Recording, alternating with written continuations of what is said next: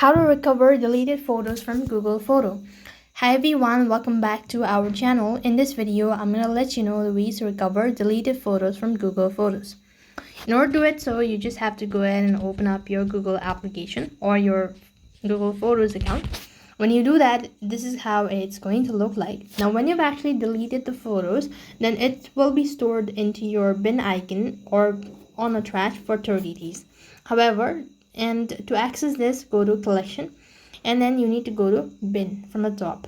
These are all the medias that I've deleted and it has been stored in my bin icon or in the trash. So to recover it, you just have to long press on it and then you need to press on restore. When you do that, this has been restored and it will be in your gallery or on your Google Photos.